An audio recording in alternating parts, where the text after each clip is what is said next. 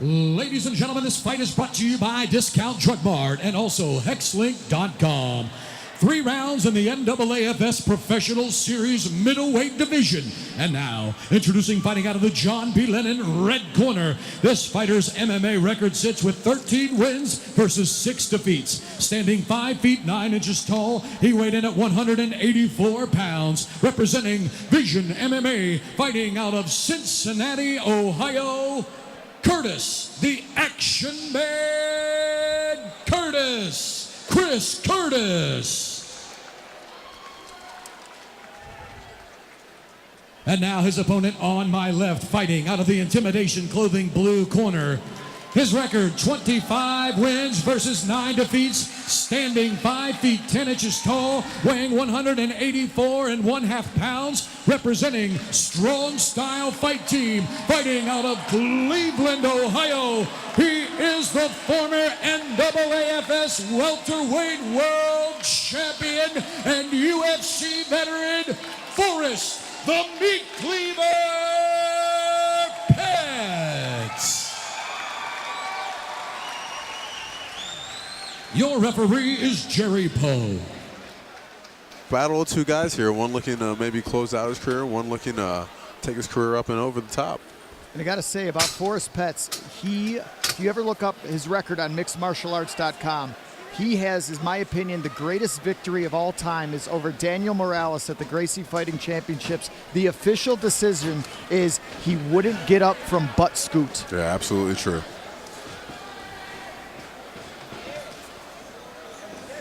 And fans at home, one of the things that you're going to notice about Forrest Petz, at least in my opinion, he has one of the best body shots in the game. Yeah, definitely. They call him the meat cleaver for a reason. You can see the way they're standing and trading, the way Forrest throws hooks. Ooh, Chris Curtis rocked Petz a little bit there.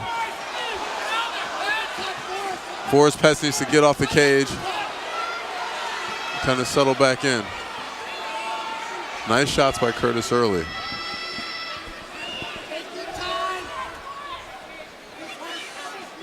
And this is not Forrest's normal weight. He's normally at 170 pounds, but if you're going to go out, why go through that weight cut? Yeah, definitely. And I think Curtis is normally 170 pounds as well. He's fought at 170 before. So these guys agreed, 185-pound middleweight fight. And Petz, although taking shots early in those fights, Forrest has in the past started slow and then came back to win. Yep. Most recently in his score fight series versus Sergey Jezeskov, it was a war covered by Inside MMA in which he came back. Yeah, as Jazz mentioned, Forrest is the former NAAFS Pro Series welterweight champion, defeated Brendan Seguin in a 5-round decision. That was a classic fight, great fight between those 2 guys. Brendan didn't see it that way. I thought it was 3 rounds to 2. The judges thought it was 3 rounds to 2, but nonetheless, Forrest became the champ. And, you know, if he's going to end his career, I'm glad it's right here with the NAAFS. Curtis let Forrest catch his breath a little bit in the clinch and on the fence and ate up some time. I think Forrest might have been rocked there for a second, but was able to corral himself on the fence with a little bit of that downtime. And we got a mouthpiece that went flying. I think that's got to be Curtis's, and I would not want to have my mouthpiece out versus nope, Forrest Petz. Not with the meat cleaver, but Curtis did a good job. He didn't take much damage. He protected well. Curtis doesn't want his mouthpiece washed off. Which is the most disgusting thing I've ever seen. Yeah, definitely. Wants to stay in the fight. What a competitor. And I'll tell you what, Chris Curtis has turned that switch from that attitude we saw earlier when he was laughing and joking and pretty nonchalant, huh? Yeah, he's come here to fight. Curtis doing a good job of putting the earmuffs on to Forrest's strikes. Covering up, Forrest throwing a little bit more rounder shots and nothing real straight really getting through. And there's another body shot by Forrest. He's got some of the best body shots in the game.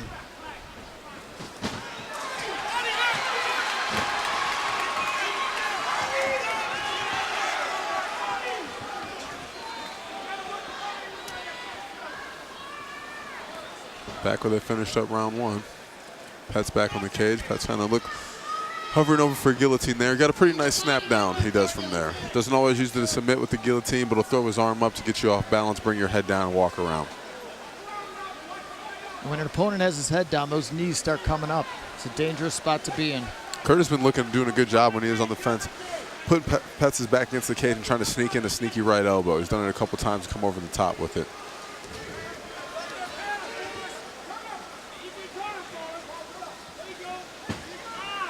Nice reversal. Petz's corner calling out for the turn. He turned him, but then Curtis puts him right back.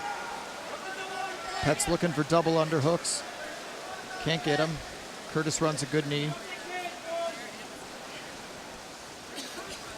For those on home, this is a good inside clinch battle on the side.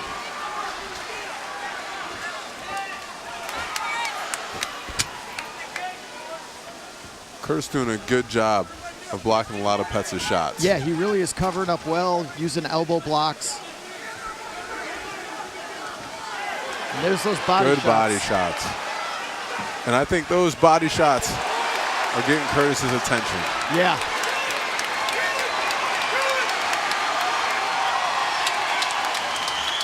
And what they're going to do, those body shots are going to bring his arms down from covering up. Petz starting to come over the top now, going body, and then slinging that meat hook over the head. It's the reason they call him meat cleaver for a reason. It's his punching style and his striking style. Petz's corner asks him to come forward. And that's what Forrest Petz does. He starts to wear on people. We'll see what Chris Curtis's cardio is like. Because Forrest Petz is going to slowly but surely step on the gas and try to break his opponent. Yep. If I'm Curtis, I'm moving around, I'm using ankles. I'm not getting in the slugfest with Petz and doing what he wants. You got to move around, make him chase you a little bit.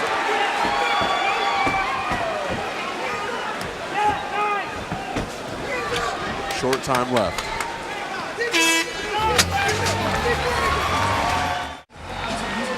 Like I said, I know Forrest on a personal level. I'm doing my best not to be biased, especially considering this might be his last fight. I think if you said who won the first 2 minutes, I got to give it to Curtis. Absolutely. I think Forrest came back those last 3 minutes and did enough to take the round.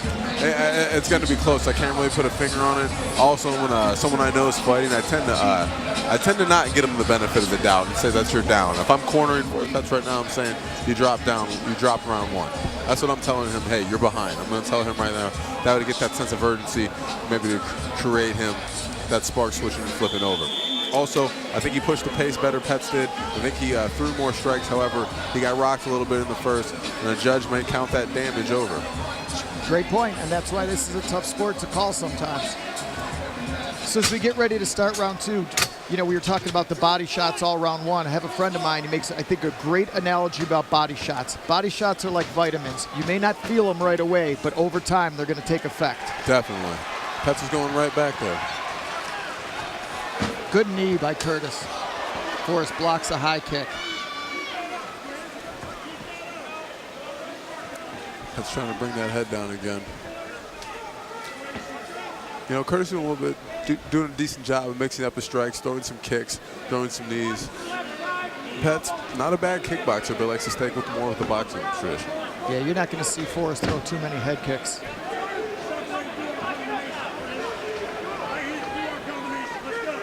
Curtis threw a nasty knee, but it did not get through.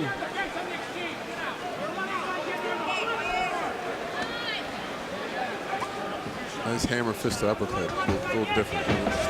Forrest looks to take it down, possibly. Forrest has some decent trips, decent foot sweeps. He just would rather stand and punch you in the face. Good. Forrest is going to keep coming. And that's how he breaks guys. He breaks guys with his constant pressure. If I'm Curtis's corner, I'm saying, get on your bicycle. Don't let him lean and hit you with those body shots. Ooh, you can hear that good body shot by Petz land. Curtis, unfazed, though, fires right back.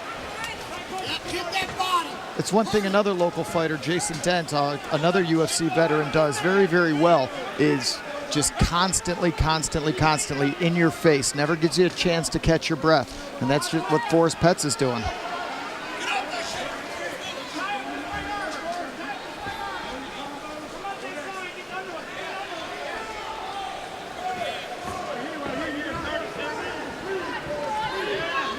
Good back and forth dirty boxing battle between these two.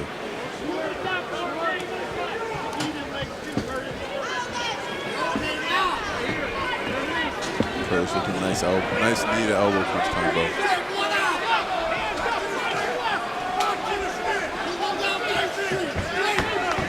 You could hear his corner saying, throw one down Main Street. Longtime training partner Jeff Cox giving him a shout. Yeah, he wants Forrest to come right down the center. There's these body blows again. Halfway through round 2. This is a non-title fight, 3 rounds, 5 minutes each round.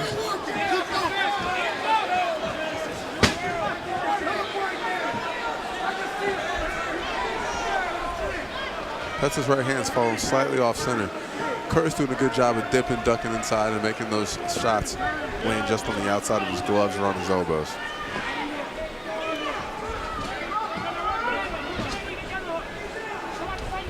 Forrest has got double underhooks. Curtis gets out of there. Forrest digging for it again.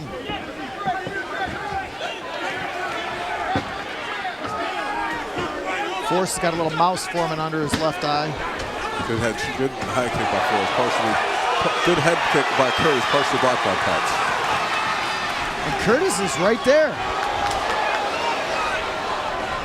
Curtis is doing a great job of ducking and rolling, and keeping a lot of the heavy stuff and getting the slide and roll off, kind of like that the old shoulder roll boxing coaches talk about.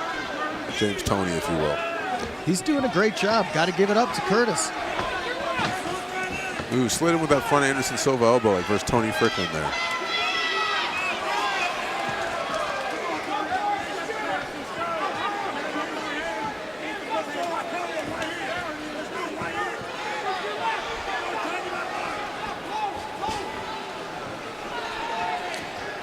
Curtis fading to the power side now for Petz.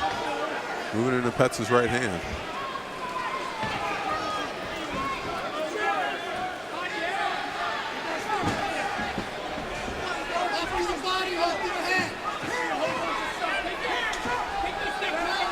And if you notice, ladies and gentlemen at home, Curtis is kind of changing what he was doing earlier. Now he's fading back. Now he's backing up. Got his hands down. Maybe trying to buy himself a little bit of breath. That's not what we saw in the beginning stage of this fight. Yeah, it's the first time we've seen Chris Curtis in the NAAFS cage, and I got to tell you, I'm quite impressed. Yeah, he hasn't taken a ton of damage. Petz landed, but like I said, he's able to roll with it and go with it. 10 seconds left.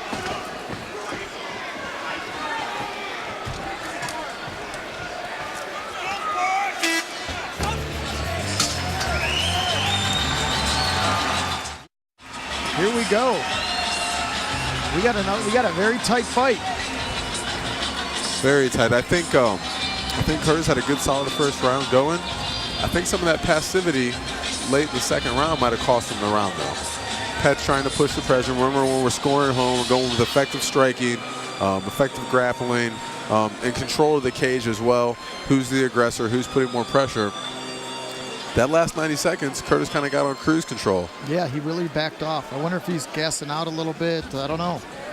Petz has a good pace. Nothing has really changed since this fight started, except Curtis is landing less frequently now. Right now, Dr. Jerome Williams is in the cage looking at Forrest's left ear, which is bleeding. No reason to even consider that fight being stopped for that. Yeah, these guys are having fun. Curtis smiling, embracing the moment. Yeah, and this is a Forrest Petz type of fight. And Curtis raises his hand to touch gloves. He said at the outset, Curtis wanted a guy who would keep coming at him.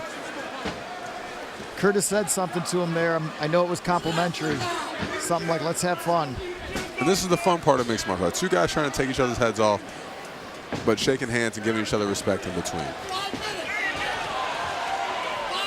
After that right, I don't know if Curtis was having quite so much fun. Ooh. Another right that lands. And you see him shake it out. It's the first time we've seen Curtis frustrated. Shook his hands out, shook his arms down, shook his head upset with himself. That's the first time we've seen that. Yep, he took 2 to the jaw.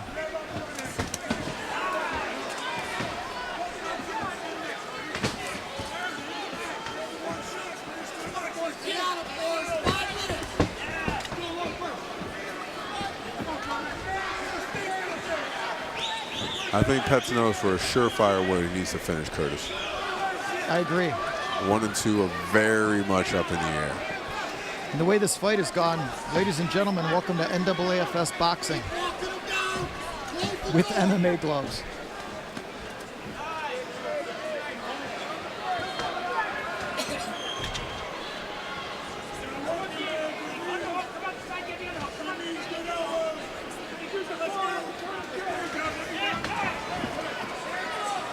And I agree with you. I think Curtis, for the first time in this fight, is not disheartened, but he's a little frustrated. Yeah, you don't think a guy's going to come continually and throw those bombs like he is, you know, throughout 15 minutes. I think both guys got to have a sense of urgency, not really know where this is. Yeah, I agree with you. I mean, if you told me this was 1-1, I wouldn't be surprised. If you told me it was 2-0 in one of the other's favor, I probably wouldn't be surprised. Although my gut feeling is that this is 1-1. Petz doing a good job digging the body. I'm just surprised to see him go to some knees in the clinch.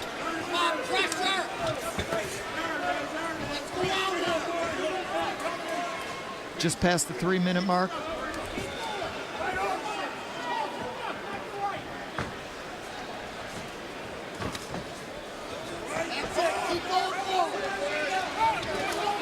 Oh, good body shot by Petz, but Curtis seems unfazed. He really does.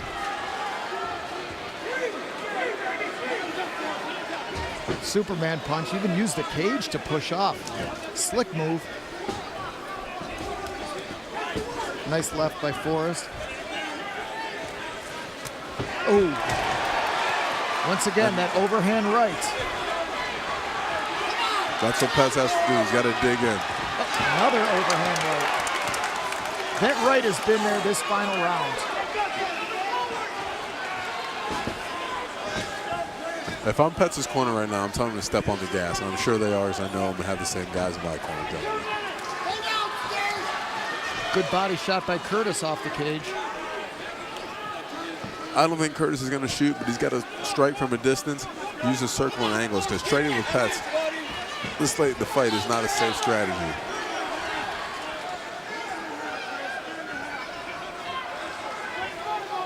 Did you see the oh! Mouthpiece out. Curtis's mouthpiece is out once again.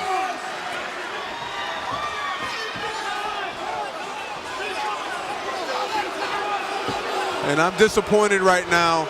If I'm Forrest Petz's corner and they're giving him a time to catch his breath while he put in his mouthpiece, I'm generally upset right now. I agree with you, because that was not a point where they were breaking. They were still within striking range. That's the second or third time it's come out. At this point, Jerry Poe should be warning him, keep your mouthpiece in or I'm taking a point. Right. Because if I was getting handed to me and I wanted to get out of there, I might spit my mouthpiece out on purpose too. Agree with you. I'm not saying Curtis. That was a low blow. I think that was a low blow. It was close. Jerry Poe didn't see it. The old adage, if the referee didn't see it, it didn't happen.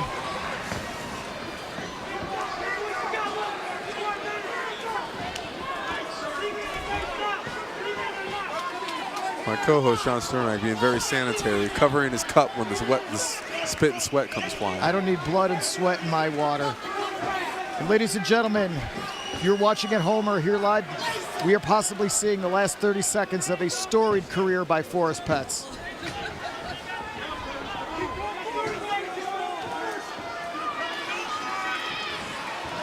Curtis in some snapback. His strikes are coming a little bit quicker now.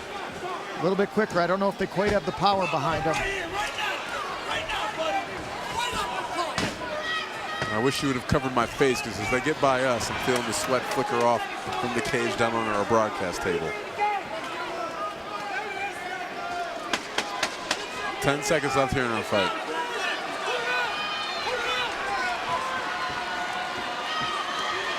And this is how Forrest wants his career to end.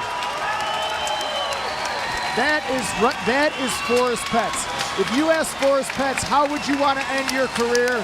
It would not be a knockout. It would not be a submission. It would be go the distance, beat the hell out of each other. That is Forrest Petz in a nutshell. I have goosebumps. You know what I mean? Knowing the guy, knowing how he likes to fight. You know, this is a Forrest Petz type of fight. Very nice fight by Forrest Petz. Very nice fight by Chris Curtis. Not many guys, a lot of guys say they're going to stand and trade Forrest Petz. Not many do. Hats off to Chris Curtis for staying in there, taking some good shots on the jaw and keeping coming. And that's what he wanted, and he got it. Both guys look like they had the time of their lives in there. I don't know how a judge calls it. I mean, you don't rarely see a 10-10 round, or any of them 10-10s. I mean, Curtis, you just see, he didn't go get a shirt. He doesn't care about sponsors. He's having fun. This is going to be a very difficult call for the judges to make, but it looks like they've made it. Jazz is walking his way towards the cage with the official decision.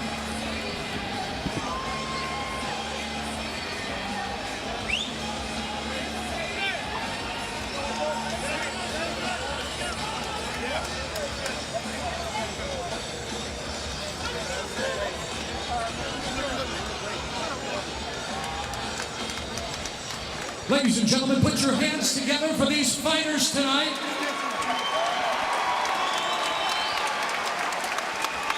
After 3 professional rounds of fighting, we go to the judges' scorecards. Judges Mike Berry and Andrew Atkins scored 30-27. Justin Floor 29-28. Your winner by unanimous decision, Forrest Petz.